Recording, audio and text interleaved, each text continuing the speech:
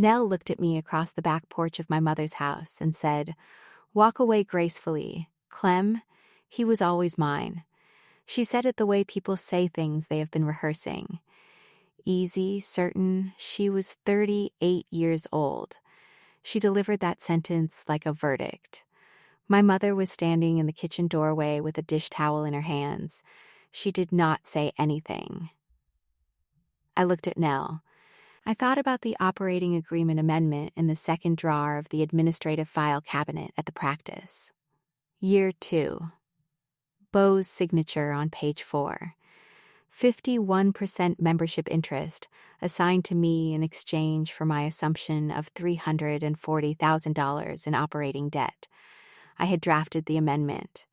Tariq had filed it with the Georgia Secretary of State. Beau had signed it on a Wednesday morning and walked back to his patients without rereading it. The practice was worth $3.3 million. I controlled the majority interest. I said, "I'll think about it." I drove home. I sat in my car in the driveway for 22 minutes. Then I called Tariq. Good day, dear listeners. It's Ren again, and I'm so glad you're here with me today. Before we begin, please take a moment to subscribe to the channel and tap the like button. It helps these stories reach the people who need them. And tell me in the comments which city you're listening from. I love seeing just how far these stories travel.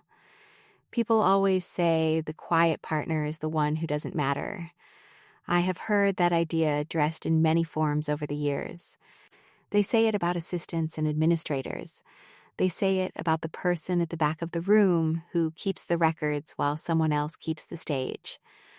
I spent 9 years being the quiet partner, the one who filed the documents, managed the accounts, read every operating agreement, and made sure every clause was what I intended before any pen touched paper. Beau was the one patients saw. He was charming in an exam room the way certain people are charming anywhere, unhurried, warm, attentive in a way that did not require him to be attentive anywhere else. I was the one who knew what the practice was worth. I was the one who understood its finances well enough to save it during the worst 6 months we ever had. And I was the one who held the paper documenting exactly what that saving had cost and what it had earned. The document was 4 pages long. Page 4 had Beau's signature. He had not thought about it since the morning he signed it. That is the entire story, though it will take me a while to tell it properly. I want you to understand the kind of woman I was before any of this happened, not the kind who performs competence, the kind who actually has it, in the specific, unglamorous way that running a healthcare operation requires. I was 44 years old when Nell delivered her sentence on that porch. I had an EMBA from a program I chose for its healthcare management track, before the dental practice. I had spent 7 years managing a multi-location physical therapy group across 3 Georgia counties. The billing, the credentialing, the compliance audits, the staff training, the vendor contracts. That work does not photograph well.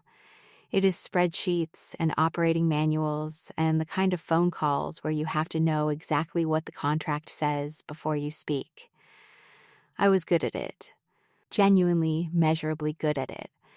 The kind of good that shows up in collection rates and compliance scores and the absence of regulatory citations. When Beau and I talked about co-founding the dental group, I was the one who said, "We need an operating agreement. We need it drafted by someone who knows healthcare entities. We need it to reflect the actual structure of what we are building. Not a boilerplate." He said, "Of course. You handle that." And I did. We had met 11 years before Nell's sentence at a conference in Atlanta, a healthcare administration event Beau attended more out of obligation than interest, and that I attended because I had a panel. He was 46 by the time the practice collapsed under us. That means he was 35 when we met. already practicing, already the kind of man who was comfortable letting someone else read the fine print. That quality seemed, at the time, like trust. I understand now that it was a different thing, a comfortable reliance on the assumption that the fine print would always favor him, because the fine print was always handled by someone who loved him. That assumption served him for 9 years. Then, it did not. Savannah in late spring has a particular quality of light I have always loved. The live oaks on the street in Ardsley Park hold their Spanish moss like something patient and old. In the morning, the light through those trees falls in long, uneven bars across the sidewalk. Our house sat on a corner lot with a wide wraparound porch and a back garden I had planted slowly over 7 years. The porch had a swing, white painted, on the south side. I had spent 100 evenings on that swing going over billing reports on my laptop while the neighborhood settled into dark. I loved that house with the specific love of someone who has put labor into a place, not sentimental love, earned love. The practice's South Side office was different. Clean and bright in the functional way of medical district buildings. The smell of antiseptic and new carpet, fluorescent light in the corridors. My office at the back was where the work happened. The administrative file cabinets were there. Gray metal. 2 of them. Organized by year and document type. The operating agreement had always been in the second drawer, left side. In a red tabbed folder I had labeled in my own handwriting. I had built the practice from the entity level up. The operating agreement was the first document I commissioned, before the lease was signed, before the first piece of equipment arrived. I had sat with Tariq in his downtown office, a room with a view of a small square and afternoon live oak shade coming through tall windows. And I had told him what I wanted the entity structure to look like. I wanted a clear membership allocation with provisions for amendment. I wanted a management clause that did not leave authority ambiguous. I wanted the document to be the kind that could survive a dispute, not the kind that dissolves under the pressure of one. Tariq listened and then said, "You've done this before." I said, "Yes," he said, "good. Most people who co-found a small practice don't think about this until it's too late." I said, "I know. We drafted it over 4 sessions. The original agreement assigned membership 50-50. The amendment, 2 years later, corrected that allocation to reflect what had actually happened in the intervening time. Have you ever had the experience of knowing something for so long that you forget other people don't know it? That is the closest I can come to explaining why what happened was possible. I had been the person who read the operating agreement for so long that I had simply stopped registering that Bo had not. He trusted me on operational matters. His own word, later, and accurate. He had trusted me so completely on operational matters that he had assumed those matters would always serve him the way he expected. It is not an uncommon mistake. It is just a very expensive one. Let me tell you about the warning signs, because I have gone back to them many times since, the way you press on a bruise to understand its shape. The first sign was behavioral. In the 6 months before Nell's sentence, Bo had begun arriving at the practice after I did. That had never happened before. I was always there first. I opened the building. I reviewed the schedule. I set the day. He had always arrived by 8:15. Then it was 8:45. Then 9. He stopped asking about the billing reports I sent on Fridays. He stopped copying me on clinical staff emails. I noticed. I attributed it to tiredness, to the natural drift that 9 years of partnership can produce. I attributed it to everything reasonable before I attributed it to the one thing that was true. That is not weakness. That is the ordinary logic of a life that is not yet broken. The second sign was documentary. I managed the MDM enrollment for the practice's devices, mobile device management, how you keep a medical office's tablet fleet secure and compliant. Bo's work tablet was enrolled under my administrative credentials. I am not going to tell you I was looking for something specific when I ran the access log in early February. I was running a compliance audit. That is what I do. But the scheduling pattern I found when I cross-referenced the building access logs was not ambiguous. The practice's conference room had been accessed after hours on 17 occasions over 6 months. The access credential used was Bo's. The dates matched a text thread on the tablet. That thread involved Nell. I looked at those dates for a long time. I closed the laptop. I did not say anything. I filed the log. And I carried what I now knew the way you carry something heavy that you have decided not to set down yet, because setting it down requires deciding what to do with it, and you are not ready. Nell called me on a Thursday. She said there was something I needed to know, and that she wanted to tell me herself. She said it with a kind of performed reluctance I have since come to understand as its own form of cruelty, the cruelty of someone who wants credit for the honesty, who wants the act of disclosure to obscure the 14 months of choosing. She said what she had to say. She said it had been 14 months. She said she was sorry. I said, I see. I did not ask questions. There was nothing to ask. She had answered everything without meaning to in the scheduling pattern and the access log I had already found.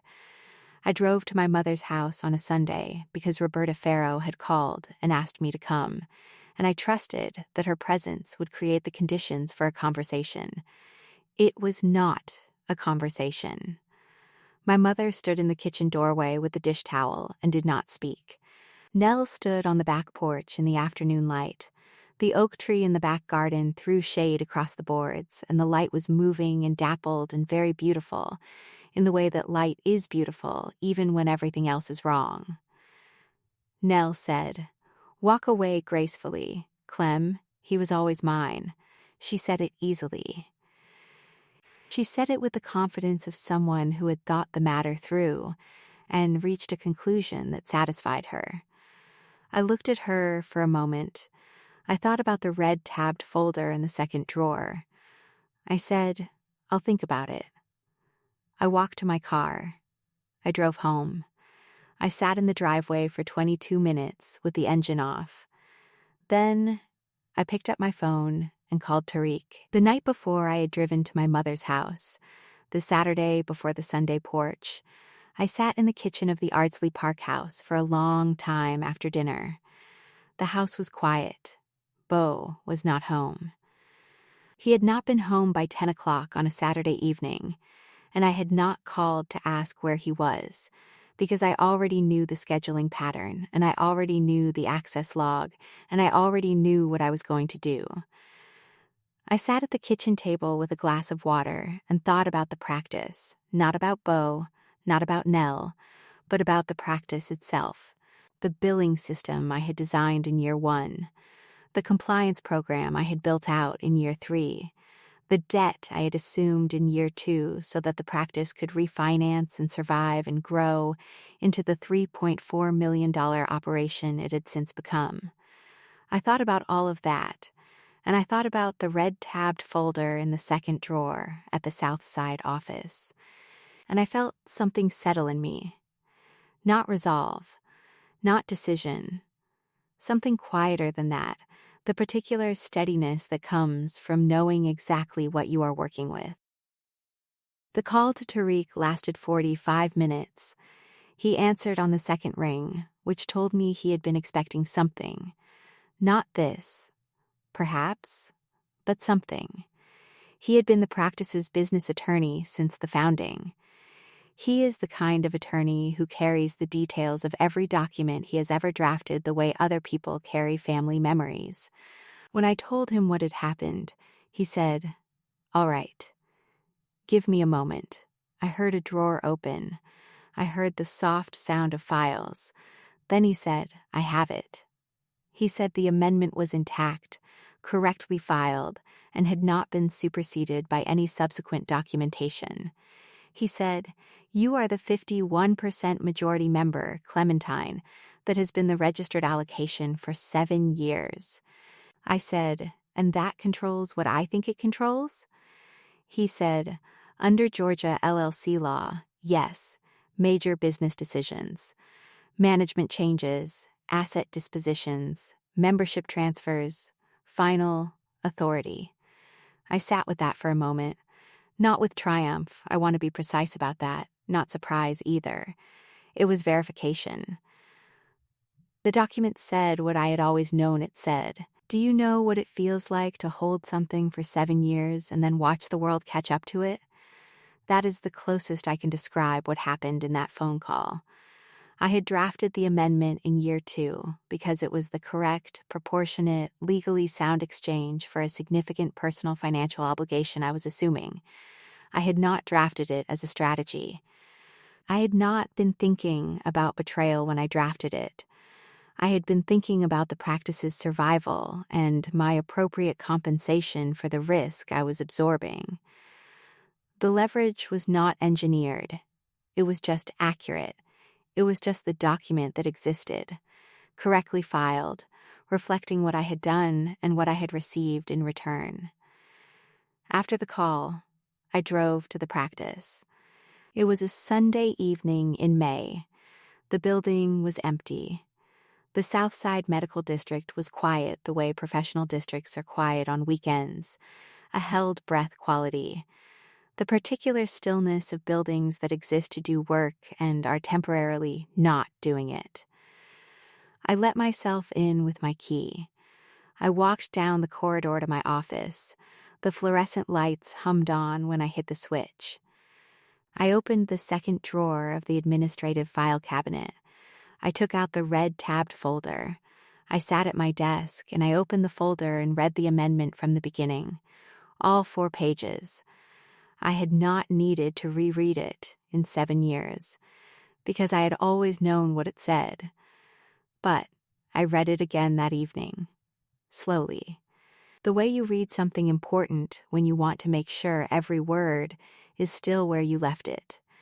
Beau's signature on page 4 was in his handwriting, a signature with the confident, looping quality of someone who signs things without reading them carefully. The notary stamp was there. The date was in year 2. The filing confirmation from the Georgia Secretary of State was clipped to the back page. Everything was where it had always been. I closed the folder. I returned it to the drawer. I went home and made dinner. I had not decided anything yet. The operating agreement had already decided most of what came next. There is something I want you to understand about the year 2 crisis, because it matters to everything that followed. It was not a small thing. 6 months of disrupted collections in a practice that was still young enough to have no cushion meant a genuine operational emergency. The billing system transition had gone badly, a vendor problem, not a clinical one, but the financial consequences were the same regardless of whose fault it was. I had worked 15-hour days for 6 weeks to identify the scope of the problem, communicate with the lender, develop the refinancing proposal, and negotiate the terms of the novation agreement. During that period, Beau had continued to see patients, because that was what he could do, and I had not asked him to do anything else, because there was nothing else useful he could have contributed. I had needed someone who could read a loan document and argue terms and take on personal liability, and that person was me. It was always me. When it was over, when the refinancing had closed and the collections had normalized and the practice was on the other side of the crisis, Beau said, "I don't know how you did all of that." I said, "I do." I filed the amendment. I went back to work. Let me tell you the cost of those weeks, because I have heard people describe these situations as clean victories, and they are not clean. What I stood to lose in the period between the Sunday porch and the morning I retained Tariq formally for the divorce proceeding was not a small inventory. There was the house in Ardsley Park, 17 years remaining on the mortgage, furnished and planted and inhabited until it was genuinely mine in every sense that matters except the one a court uses. There was the practice, co-founded and saved during its worst crisis, worth $3.3 million on the most recent third-party valuation, a figure I had commissioned 18 months prior for an expansion financing application. There was my professional standing in a city where I had built relationships over 9 years with vendors, credentialing bodies, compliance offices, and the staff who showed up every morning because they trusted the organization I had created. And there was the particular grief of what had already happened, the marriage, the sister, the 14 months I had not known about. The one certainty I carried through all of that was the red tabbed folder. I did not need to open it to know it was there. The operating agreement amendment was not contestable. Filed with the state, in place for 7 years. Not amended, not going anywhere. I should tell you what happened the morning I retained Tariq formally. I arrived at his downtown office at 9 o'clock on a Monday, the first Monday in June. The air already carried the full weight of Savannah summer at that hour. His office had the live oak shade I remembered from the drafting sessions 9 years earlier. He poured coffee. He set the operating agreement on the desk between us. We talked for 2 hours about the scope of what the majority interest controlled, the timeline of the divorce proceeding, and the options available to Bo and their likelihood of success. Tariq is not a dramatic person. He speaks in the register of someone who has seen operating agreements misunderstood before, which means he speaks precisely and without editorializing. He said, "The amendment is sound. The filing is current. The debt assumption is documented. There is no credible challenge to the allocation." I said, "When do you send the letter?" He said, "As soon as you retain me." I pushed the retainer check across the desk. He folded it and said, "Then Tuesday morning." 2 days before Tariq sent his letter, my mother called me. She had also spoken to Nell. She had also spoken to Bo, briefly once, by phone. She was trying, in the quiet way that Roberta Farrow tries things, to understand the shape of what was happening and whether there was a path that avoided what she sensed was coming. She said, "Is there any way this can be handled without the attorneys?" I said, "It is already with the attorneys, on Bo's side." She said, "I mean, is there a conversation that could happen first?" I said, "The conversation that would have mattered happened 9 years ago, or 2 years ago when Bo signed the amendment. Either of those conversations would have been useful." She was quiet for a moment. "Then," she said, "I understand." She did not raise the subject again. My mother is a woman who pushes once and then accepts.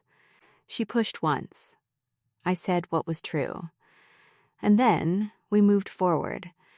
Tariq's formal letter to Bo's divorce attorney arrived that Tuesday, 3 weeks after the Sunday porch. The letter was 6 pages, including the operating agreement amendment as an exhibit and the Georgia Secretary of State filing confirmation as a second exhibit. Tariq told me afterward that Bo's attorney called back within 4 hours. That is a fast callback. When an attorney calls back within 4 hours, you know the document has been read and the situation has been understood. Bo's attorney asked whether I intended to exercise the majority interest in the divorce context. Tariq said yes. There was a pause. Tariq described it as a working pause, the kind where you can hear someone reassessing. Then, Bo's attorney asked for the practice's most recent valuation. Tariq provided the valuation report from 18 months prior, the $3.3 million figure. He also noted that a current desktop assessment had been completed, producing a revised figure of $3.4 million. I want you to sit with that number for a moment, because it determines everything that follows. $3.4 million, a dental group practice in Savannah's Southside Medical District. 9 years old. Strong collections, stable staff, a compliance record I had personally maintained. That was the practice. That was what we had built. And I held 51% of it. Bo called me directly that evening, not through his attorney. He called my personal number, and I answered, because declining a call is a form of theater I do not participate in. He said he had not realized the amendment gave him that level of. He stopped, corrected himself, gave me that level of control. His voice had a quality I had not heard before. Not anger, a kind of stunned recalculation, like someone who has opened a map and found themselves in a different country than the one they expected. I said, "You signed it." He said he had trusted me on operational matters. I said, "That was accurate." There was a silence. He said, "Clem." I said, "You should talk to your attorney." I ended the call. I sat with the phone on the kitchen table. I made a cup of tea. I did not feel triumphant. I felt the particular calm of someone who has reached the part of the process where the facts are doing the work. Have you ever watched a legal process unfold in real time? It is not like the movies. It is not sharp or dramatic. It is documents and response deadlines and conference calls and the slow, grinding work of parties and their attorneys reading the same documents and reaching the same conclusions at different speeds. Bo's attorney sought to reclassify the amendment as a coerced instrument. The argument was that the cash flow crisis in year 2 had created duress, that Bo had signed under conditions that should render the amendment voidable. I understood why they made it. It was the only argument available to them. It did not have merit. Tariq had anticipated it. In year 2, when the amendment was drafted, Tariq had insisted, and I had agreed.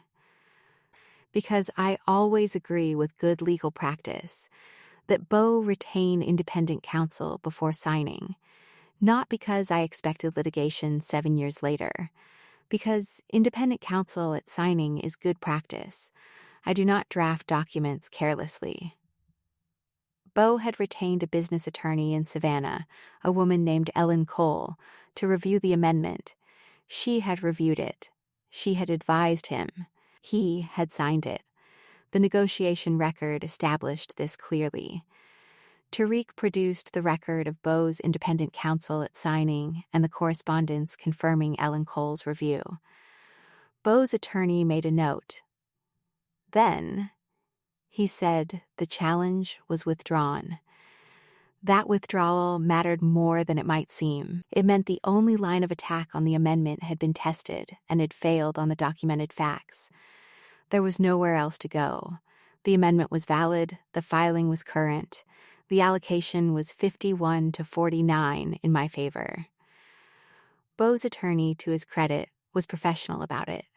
He called Tariq 2 days after the withdrawal and said, "We're interested in discussing the buyout structure." That was the signal. The procedural machinery turned from contested to negotiated, a different kind of slow, but a much more productive one. Let me tell you what was happening at the practice during all of this, because it did not stop running while the legal proceedings developed. The billing cycle does not pause for personal crises. The staff does not stop needing management because the managers are in a divorce. Delia Prout, who had been my office manager for 7 of the practice's 9 years, showed up every morning at 7:50 and ran the front-of-house operation with the same steady competence she had always brought to it. She did not ask me what was happening. She had worked with me long enough to understand that I would tell her what she needed to know when she needed to know it. But there was one morning, a Thursday in late June, when Delia knocked on my office doorframe and waited. I looked up, she said. I just want you to know that however this goes, the staff supports the operational side of this practice and the person who has run it. 23 words. Direct, no elaboration. She went back to the front desk. It was the kindest thing anyone said to me that month. There is a particular kind of professional loyalty expressed not through declarations, but through the simple act of showing up and doing the job well when the environment is difficult. Delia had provided that for 7 years. The 23 words were an addition, not a substitution. I thought about them a number of times afterward, on mornings when the proceeding had produced some new complication, and the administrative work still had to be done regardless. I continued to come in every morning. I reviewed the billing reports. I handled the compliance audits. I managed the staff schedule. I attended the credentialing renewals that fell in that quarter. I sat in my office with the second drawer 6 feet away, and I did the work that I had always done, because the practice was worth $3.4 million, and it had not gotten there by being neglected. Bo continued to see patients. We were professional with each other in the way that people who have retained separate counsel are professional, formally, carefully, without warmth. He did not look at the second drawer when he came into my office. His attorney had already opened it for him, so to speak. The debt assumption documentation deserves its own moment, because it is the second piece of the architecture, and I want to be precise about what it established. In year 2, the practice's billing system transition had created a 6-month disruption in normal collections. A structural problem I had identified and resolved, but not before the operating credit line was exhausted. The practice owed $340,000 to the lender. The lender required a personal guarantor for the refinancing. Bo had been unwilling to personally guarantee the obligation. I understood his position. Personal liability is not nothing. But the practice needed the refinancing, or it would close. I was the one who understood the financials well enough to know that the practice, once past the billing transition, was a strong operation that would repay the obligation without difficulty. So I had personally guaranteed the refinancing. I had assumed the $340,000 operating debt as a personal obligation. That was the consideration for the 51% amendment. The bank records were in the file. The loan novation agreement was in the file. The $340,000 obligation had been satisfied over 3 years of practice revenue, but it had been mine to carry when Bo would not. Tariq produced the debt assumption documentation at every relevant stage of the proceeding. It was the foundation. The amendment did not exist in isolation. It existed as the documented exchange for a real, specific, quantified personal financial obligation. That made it unassailable. You cannot argue that an amendment is inequitable when the consideration is a $340,000 personal debt documented in bank records and a loan novation agreement and satisfied over 3 years of practice revenue. The equity reflected the risk. That is what equity is. There was a period in late June when Bo's side floated a proposal through their attorney that I want to describe, because it tells you something about how people respond when they are losing on the documents. The proposal suggested that the operating agreement amendment be set aside in favor of a fresh valuation and an equal 50-50 split, on the grounds that 9 years of clinical contribution by Bo constituted an equitable counterweight to my documented 51% interest. Tariq called me when the proposal arrived and read it to me over the phone. When he finished, there was a silence. I said, no. He said, that was my read as well. I said, his clinical contribution is not in dispute. It is not the basis of the allocation. The allocation reflects the debt assumption. They are separate matters. Tariq said, I'll communicate that. The proposal was withdrawn. No drama. No argument across a room. The document said what it said. We declined on the basis of what it said. Have you ever had to explain to someone that a document means what it says? There is always a moment where the person receiving the explanation moves through several stages: denial, reframing, the search for an alternative interpretation, and then finally the acceptance that the document means what it says. Beau's attorney moved through those stages efficiently. He recognized when the argument had run out. By the time we scheduled the formal membership meeting at the practice's conference room, the contested phase was over. What remained was the execution.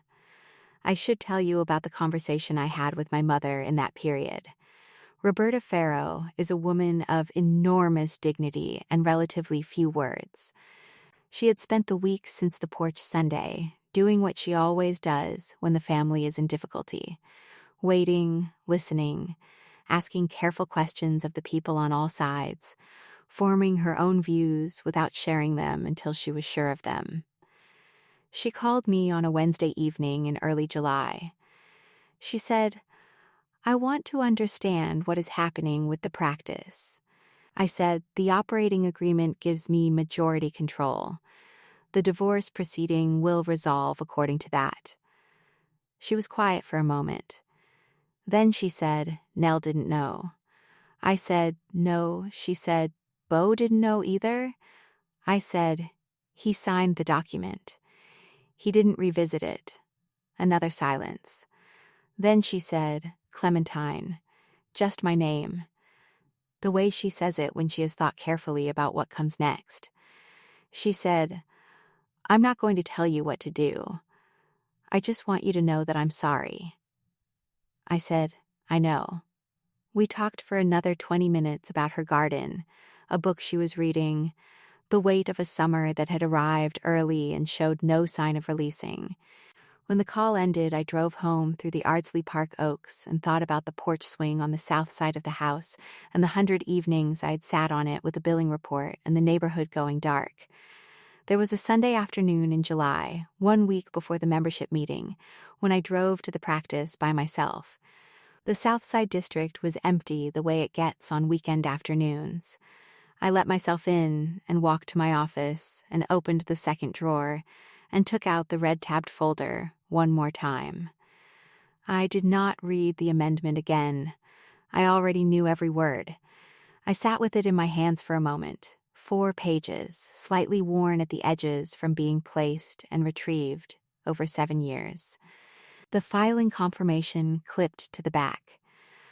I thought about the Wednesday morning in year 2 when Tariq and Beau and I had sat at the conference table and Beau had read page 4 and signed at the bottom and said, "That's everything?" And Tariq had said, "That's everything." Beau had stood up, shaken Tariq's hand, and gone back to his patients. I had stayed to make sure the filing was initiated that afternoon, which it was. Then I had put the amendment in the folder and the folder in the second drawer and gotten on with the work of running a practice that had just survived a crisis. I put the folder back in the drawer that July Sunday. I drove home. The meeting was 1 week away. The membership meeting was scheduled for a Thursday morning in August. The practice's conference room had a long table and 8 chairs and a window that looked out onto the parking structure of the Southside Medical District. By August in Savannah, the heat is total. The air conditioning in the conference room worked correctly. Both attorneys were present. Tariq arrived early and set up his materials at the head of the table. When I arrived, 7 minutes before the meeting start, he looked up and said, "Good morning." I said, "Good morning." That was the full extent of our pre-meeting conversation. He does not produce more words than the situation requires. I respect that. I sat to Tariq's right. The operating agreement amendment was in the center of the table, open to the amendment section, with page 4, Beau's signature, facing up. The debt assumption documentation was in a binder to Tariq's left. The practice valuation report was in a second binder to the right. I had seen all 3 documents many times. I had drafted or commissioned all three. I looked at them on the table. Then I looked at the window and the parking structure beyond it. I thought, briefly, about the billing crisis in year 2, the 6 months of disrupted collections, the exhausted credit line, the lender's requirement for a personal guarantor, the Wednesday morning when Bo had signed the amendment and gone back to his patients. That was the morning the document had become what it was. Not the morning of the membership meeting, not the Sunday on the porch. Year 2. A Wednesday. A signature that had not been revisited in 7 years. Bo arrived with his attorney. He was wearing a suit I recognized. Dark gray, well cut. The suit he wore for serious occasions. He looked tired. He sat across from me, which meant he was also sitting across from the operating agreement amendment open to page 4. His attorney sat beside him. The meeting was called to order by Tariq, who read the membership allocation into the record with the calm, level delivery of someone who has read things into records many times. He said, Clementine Hawley, 51%. Bo Hawley, 49%. He asked whether either party disputed the allocation. Bo's attorney said there had been a question about the amendment's validity. Tariq said he understood and had prepared the response. He read the debt assumption documentation into the record, the $340,000 personal obligation, the bank records, the loan novation agreement, the 3 years of practice revenue repayment. He read the filing confirmation from the Georgia Secretary of State. He noted that Bo had retained independent counsel, Ellen Cole, before signing the amendment. He set down the papers. He said, Does the responding party wish to maintain the validity challenge? Bo's attorney made a note. He said, The challenge is withdrawn. Bo looked at his signature on page 4. Have you ever watched someone look at their own handwriting and understand it as a commitment they can no longer reframe? That is a specific kind of recognition. His face did not change dramatically. It was a subtler thing, a settling, like something held at an angle for a long time, finally finding the horizontal. He looked at his signature. Then he looked at me. I looked back. I did not look away. He did. He looked at the table. And then the meeting continued. The buyout structure was proposed by Tariq on my behalf and accepted within the hour. Bo's 49% interest, valued against the $3.4 million current assessment, would be bought out at $1.1 million. Paid over 5 years from the practice's revenues. I had approved that structure as majority member. I had run the projections. The collections could support the payment schedule without compromising the operational budget. Bo's attorney reviewed the proposal. They conferred quietly for 8 minutes. Then, Bo's attorney said, We accept. Bo said nothing. He looked at the table. Tariq noted the acceptance into the record. The meeting was adjourned. Bo left the conference room. He left the practice building for the last time as a co-owner 2 months later, on a Thursday in October when the paperwork had cleared. My equity stake in the settlement, accounting for the 51% majority interest in a $3.4 million practice, represented approximately $2.15 million. That was my portion of the practice's value, established under Georgia law and documented in the operating agreement that Bo had signed in year 2 and had not revisited since. The buyout of his 49% at $1.1 million paid over 5 years from practice revenue was a structure I had designed and approved. I had run a healthcare operation for 9 years. I knew what the collections could carry. The numbers worked. They continued to work. The practice's collections recovered within a quarter of the new clinical director's arrival. The new clinical director came from a group practice in Athens, a woman named Dr. Marguerite Fontenoy, 41 years old, experienced, collegial, patient-focused in the way that good clinicians are patient-focused. She had led a 4-dentist practice through a technology transition that had briefly disrupted their collections and managed it well. That told me she was the right kind of practitioner for an organization that had already been through its own disruption. She came into the South Side office on her first day, and Delia showed her around with the practiced efficiency of someone who has oriented new staff many times. When Marguerite reached the administrative section, she paused at my office doorway. She said, "This is where the operations run." I said, "Yes." She said, "Good. That's where it should run from." We understood each other from that exchange. The practice was going to be fine. I knew it the way I always know, not from feeling, but from the numbers, the structure, the documented plan. I had the Ardsley Park house until the sale settled in December.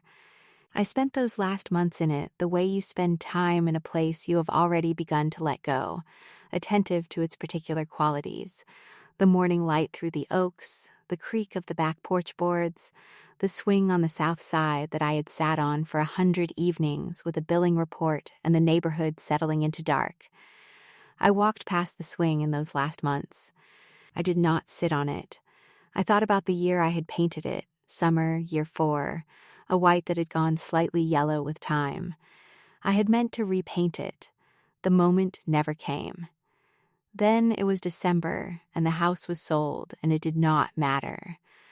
I moved to a rental in the Victorian district, the northern part of Savannah, away from the Southside Medical District, away from Ardsley Park. The rental had a small garden at the back, untended when I moved in, a tangle of Confederate jasmine on the back fence and a camellia that had gone leggy from inattention. I am not, by nature, a gardener. But I began to tend that garden slowly, in the way you take on something you have not done before when you are in a period of life that asks you to build new things. I trimmed the camellia. I gave the jasmine a structure to climb. I planted a rose my mother recommended, a climbing variety called New Dawn that is supposed to reach the fence by summer. I do not know yet if it will. I am learning to be patient with things I cannot predict.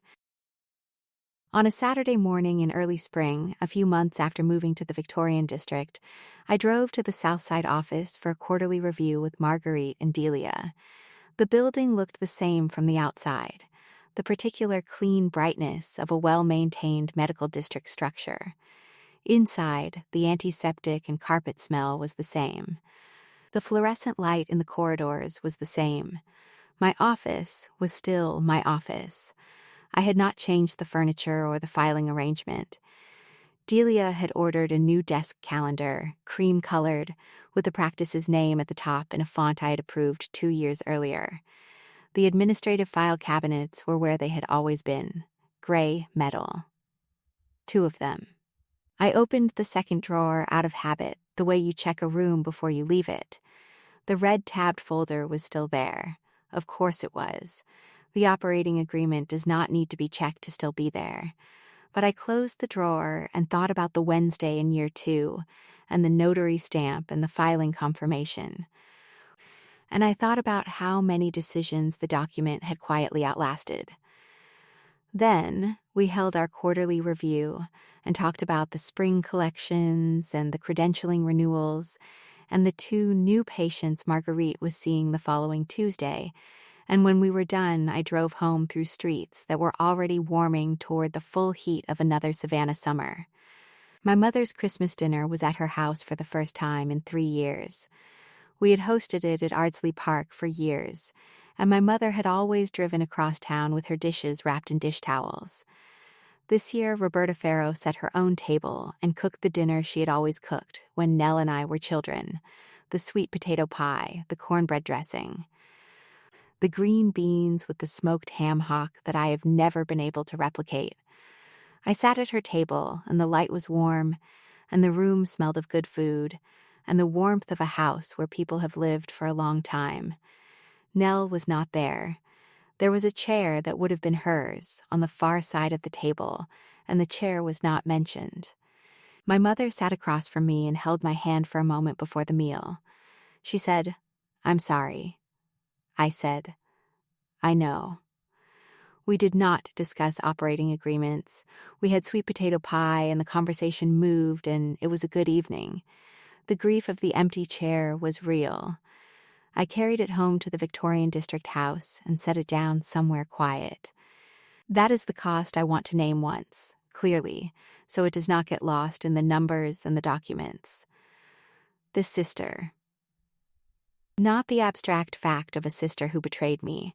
That is one kind of loss, and it is real. But the specific, accumulated loss of Nell, the Christmas mornings from childhood when we shared a room and could hear our mother in the kitchen before anyone else was awake. The Saturday afternoon in high school when she had called me crying about a boy, and I had driven 20 minutes to sit with her in her bedroom and say nothing useful and simply be there. The way she laughed at a certain kind of absurdity, loud, unguarded, her whole face involved. Those things are gone. Not because she had the affair, though that is the event that made everything visible. They were already going. In the 14 months she had been choosing something over me, smiling at the dinner table and asking about the practice and saying you look tired, Clem with a concern that was its own quieter betrayal. That grief does not have a document. It does not go into a filing with the Georgia Secretary of State. It just sits. I carry it the way you carry something familiar that has no practical solution, and I expect I will carry it for a long time. Here is what I want to say to you. Nell told me to walk away gracefully. She was thinking about a marriage, about a man she wanted and a sister she expected to step aside. She was not thinking about an operating agreement. She was not thinking about the billing crisis in year 2, or the Wednesday morning when Bo had signed a 4-page document without reading it carefully, or the $340,000 of personal debt I had absorbed so the practice could survive and grow. She was thinking about romantic displacement. She was thinking about what was hers by feeling, not what was mine by document. That is a fundamental category error. Feelings do not file with the Georgia Secretary of State. Feelings do not constitute consideration for an equity amendment. Feelings do not appear on page 4 with a notary stamp and a filing confirmation. The operating agreement did. The amendment did. My name did.